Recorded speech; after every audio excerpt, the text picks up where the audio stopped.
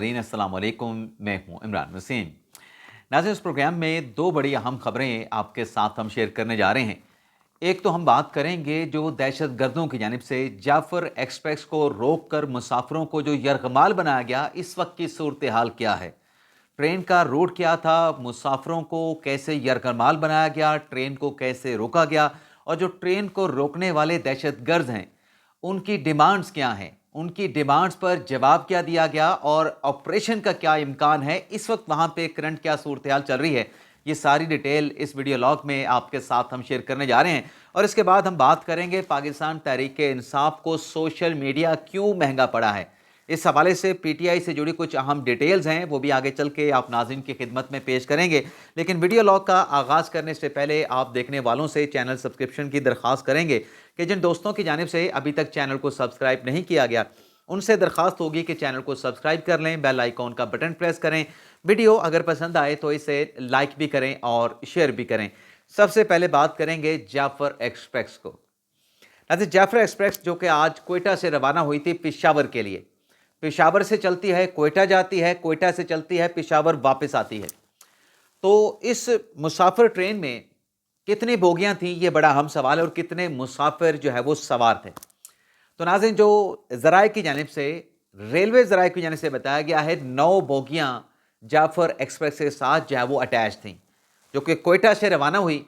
और इसमें एक अंदाजे के मुताबिक कोई 450 से 500 मुसाफिर जो है सवार थे। अब ये ट्रेन जो है वो कोयटा से जब रवाना होती है तो ज़रा ये बताते हैं कि इस ट्रेन को गडालर और पीरूकंदी के मकाम पर जो है वो, जहाँ पर एक टनल आती है उसे टनल नंबर 8 कहते हैं, वहाँ पर उसको रोक लिया गया, रोक कर मुसाफिरों को यरगमाल बना लिया गया। लेकिन कुछ ज़राए ये भी बताते हैं कि ट्रेन को रोकने के लिए जो हरबा इस्तेमाल किया गया वो ये था कि ट्रेन की जो पटड़ी थी उस पटड़ी को जो है वहाँ से उखाड़ दिया गया। जब पटड़ी को उखाड़ दिया गया तो इतलात ये है कि ट्रेन जो है वो रुक गई, और जो बीएलए के जो दहशतगर्द थे, बीएलए के साथ ये अकेला उनका ऑपरेशन नहीं था, बल्कि बीएलए के जो तर्जुमान हैं उनका बाकायदा तौर पे स्टेटमेंट सामने आया है कि ये एक मुनज़्ज़म ऑपरेशन किया गया है। और इस ऑपरेशन में किन किसने हिस्सा लिया है, उनके मुताबिक इसमें मजीद जो ब्रिगेड है उसने हिस्सा लिया है, और फतेह ग्रुप ने हिस्सा लिया है। और इसमें मजीद ग्रुप के तर्जुमान का यह दावा है कि हमने जो मुसाफिर हैं उनको यरगमाल बनाया था, लेकिन मुसाफिरों में से जो बच्चे हैं, जो ख़वातीन हैं और जो बलोच मुसाफिर हैं उनको हमने रिलीज़ कर दिया है। लेकिन इस ट्रेन में जो दूसरी इतलात आ रही हैं कि उसमें सिक्योरिटी इदारों के अहलकार भी थे, जो कि छुट्टियों पे कोयटा से अपने शहरों में पंजाब की जानिब, अपने घरों की जानिब वापस आ रहे थे,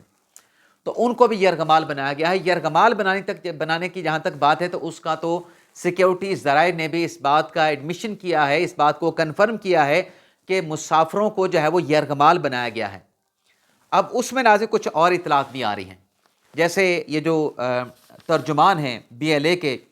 जयंत बलोच, उनका यह कहना है कि हमने 100 मुसाफिरों को जो है वो यरगमाल बनाया है, और बल्कि साथ में ये भी दावा किया गया है कि 6 मिलिट्री सिक्योरिटी अहलकारों को हमने जो है वो किल्ड कर दिया है, जो कि मुज़ाहमत कर रहे थे, और 100 के करीब हमने जो सिक्योरिटी पर्सनल थे, अहलकार थे, उनको हमने जो है वो यरगमाल बना लिया है। जबकि दूसरी तरफ नाजरीन, जो सिक्योरिटी ज़राए हैं, अब तक की जो सिचुएशन है उस पर भी आते हैं।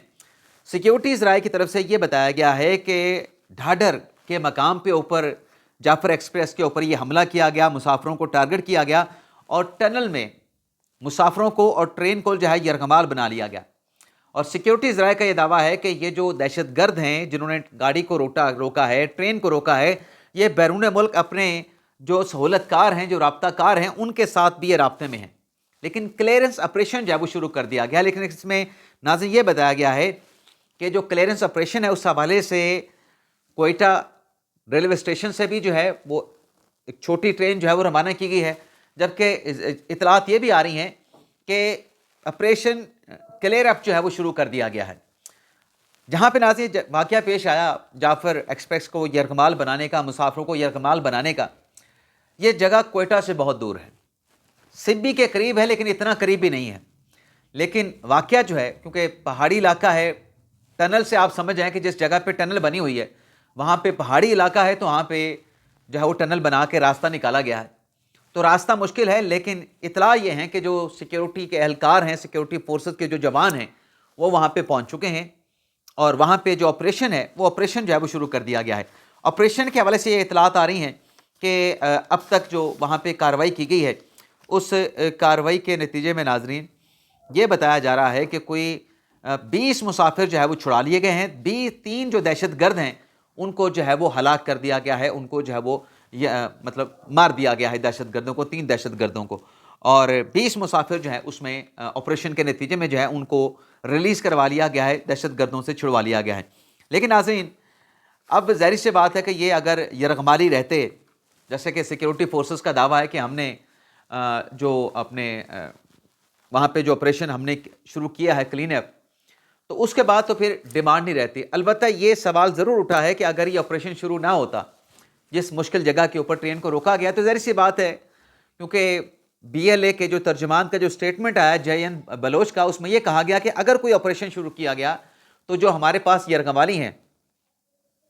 ان یرغمالیوں کو جو ہے وہ ہلاک کر دیا جائے گا، ان کو مار دیا جائے گا. جہاں پہ نازی آپریشن چل رہا ہے وہاں پہ یہ ہے کہ جو ہاسپٹلز ہیں قریبی،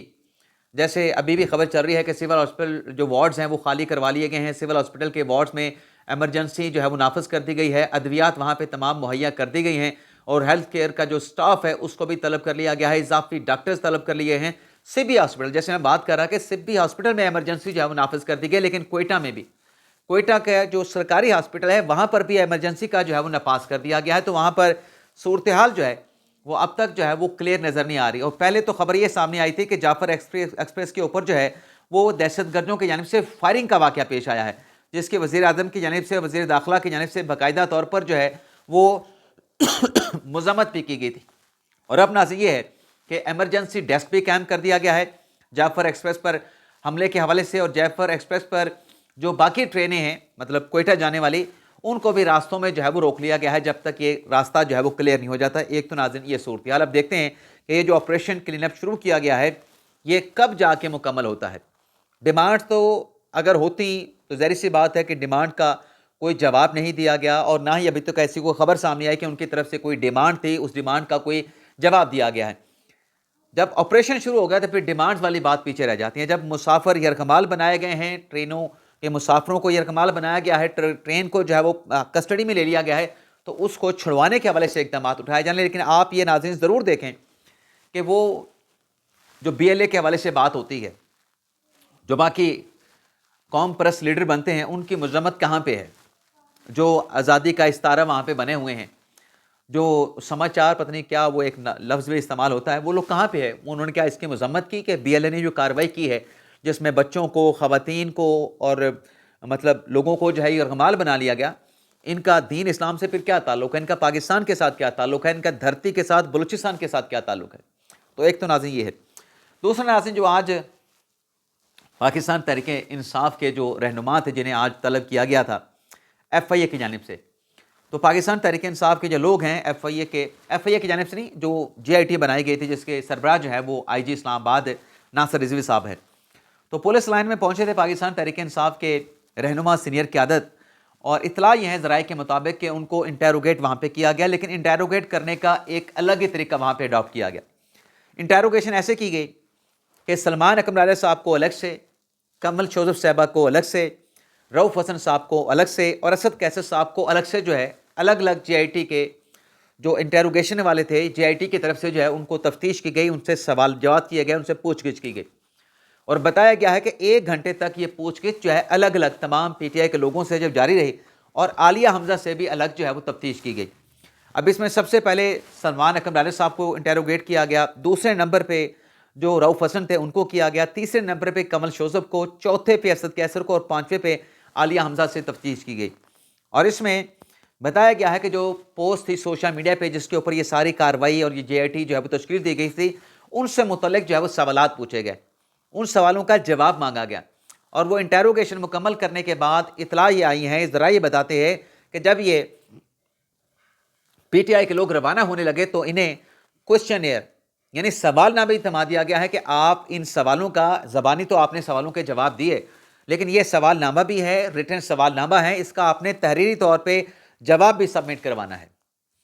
اب ناظرین بظاہر یہ لگتا ہے کہ یہ جو جی آئی ٹی بنی ہے، یہ جی آئی ٹی پاکستان تحریک انصاف کے لیے مشکلات، مسائل پیدا کر سکتی ہے۔ اب یہ پچھلی مرتبہ جب ایف آئی اے میں پیش ہوئے تھے تو ان کی طرف سے کہا گیا تھا کہ یہ جو پوسٹ ہیں، ان پوسٹ سے متعلق بانی تحریک انصاف عمران خان صاحب سے مشاورت کر کے ہم جواب دیں گے۔ ابھی یہ اندرونی کہانی مزید باہر آنا باقی ہے کہ وہ مشاورت عمران خان صاحب کے ساتھ کیا کی گئی پی ٹی آئی کے لوگوں نے، اور آج جب سوالات پوچھے گئے ان سوالات میں پھر عمران خان صاحب کے ساتھ اگر مشاورت ہوئی ہے تو پھر ان سوالات کا کیا جواب دیا گیا، اور جو اب کوشچنئر نیا ان کو تھمایا گیا ہے پی ٹی آئی کے لوگوں کو، یہ بھی دیکھنا پڑے گا کہ ان سوالوں کا تحریک انصاف کے رہنما کیا جواب دیتے ہیں۔ لیکن ناظرین آج عمران خان صاحب کے ساتھ ملاقاتیں بھی ہوئی ہیں پی ٹی آئی کے لوگوں کی اڈیالہ جیل میں، اور یہ ملاقات ناظرین جو آج اڈیالہ جیل میں کروائی گئی ہے عمران خان صاحب کی پارٹی کے لوگوں کے ساتھ، ناظرین میرا روزہ تو ہے لیکن پتہ نہیں منہ میں کیا آ گیا تھا رات کا، تو مولانا صاحب کا جو پیغام ہے کہ مولانا صاحب کے ساتھ جو رات گئے ملاقات ہوئی پی ٹی آئی کی، اس میں مولانا فضل الرحمان صاحب نے عمران خان صاحب کے پیغام کا کیا جواب دیا، ایک تو وہ جواب جا کے آج سلمان اکمل صاحب نے بانی P T I Imran Khan صاحب کو بتایا۔ ویسے کہنے کو تو سلمان اکمل صاحب نے کہا کہ جو رات ملاقات ہوئی ہے اس پہ ملاقات کے بعد جو رپورٹ ہم نے خان صاحب کو پیش کی ہے، خان صاحب نے اس پر اطمینان کا اظہار کیا ہے، لیکن ہمیں ناظرین جو پتہ چلا ہے کہ خان صاحب نے کوئی اطمینان والی بات نہیں کی، بلکہ آج کی ملاقات میں تو جو نعیم حیدر پنجوتا صاحب ہیں انہوں نے تو عمران خان صاحب کی ہمشیرہ علیمہ خان صاحبہ کی شکایت لگا دی کہ علیمہ خان صاحبہ کا لہجہ ہمارے ساتھ بڑا سخت ہے، بڑا ناروا سلوک ہمارے ساتھ کرتی ہیں، جس پہ عمران خان صاحب نے نعیم حیدر پنجوتا کو ان کی بات سنی اور پھر کہا کہ میں علیمہ خان صاحبہ کو جو ہے اس حوالے سے سمجھاؤں گا، اور یہ اس قسم کی چیزیں جو ہے وہ نہیں ہونی چاہیے۔ اب عمران خان صاحب اپنی بہن کو کیا سمجھائیں گے؟ یہ نعیم حیدر پنجوتا صاحب نے جو علیمہ خان صاحب کی جو شکایت لگائی ہے، بات یہ ہے کہ علیمہ خان صاحب کہتی ہیں کہ میرا سیاست کے ساتھ کوئی تعلق نہیں، جو باتیں علیمہ خان اور نعیم حیدر پنجوتا کے حوالے سے سامنے آئی ہیں بڑی افسوسناک ہیں۔ پارٹی سے تو ان کا کوئی تعلق نہیں، پارٹی میں تو نعیم حیدر پنجوتا ہیں، علیمہ خان صاحبہ تو پارٹی میں نہیں ہے، اور اب تک جتنی بھی کوئی چیٹس جو اندر کی چیزیں سامنے آئی ہیں اس سے تو بظاہر ایسا لگا ہے کہ علیمہ خان صاحبہ پارٹی کو چلا بھی رہی ہیں اور پارٹی کے اوپر اپنا ہولڈ بھی رکھے ہوئے ہیں، خان صاحب چونکہ جیل میں ہیں لیکن اس بات کا اعتراف بھی نہیں کرتے۔ اب آپ دیکھیں کہ فیصل چودھری صاحب، فواد چودھری کے بھائی، انہوں نے آج کیا ٹویٹ کیا؟ انہوں نے یہ ٹویٹ کیا کہ خان صاحب نے میری بڑی تعریف کی ہے، میں خان صاحب کا بڑا شکر گزار ہوں کہ وہ مجھے اتنی رسپیکٹ دیتے ہیں، اور میں خان صاحب کی قدر کرتا ہوں کہ خان صاحب اتنے احترام کے ساتھ اتنی محبت اور شفقت کا میرے ساتھ مظاہرہ کرتے ہیں۔ لیکن حضرت نیاز اللہ نیازی صاحب جنہیں عمران خان صاحب نے اپنا ترجمان مقرر کیا ہے، آج انہوں نے بھی بانی تحریک انصاف عمران خان صاحب کا شکریہ ادا کیا، نہ صرف شکریہ ادا کیا بلکہ انہوں نے ایک اہم بات یہ بھی کی کہ مجھے ذاتی پبلسٹی کا کوئی شوق نہیں۔ اب آپ دیکھ لیں کہ جب آخری مرتبہ یہ خبر سامنے آئی تھی کہ نیاز اللہ نیازی صاحب کو عمران خان صاحب نے اپنا ترجمان مقرر کر دیا ہے، آپ کو وہ کہیں میڈیا پہ نظر آئے؟ نہیں نظر آئے ہوں گے، اور یہ نیاز اللہ نیازی صاحب کا خاصہ ہے کہ وہ میڈیا کے ساتھ زیادہ انٹریکٹ نہیں کرتے، کوئی ان کو چاہت نہیں ہوتی، لیکن آج میڈیا پہ آئے بھی، اور اندر کیا بات ہوئی انہوں نے آ کے بتایا کہ عمران خان صاحب نے ایڈوکیٹ ظہیر عباس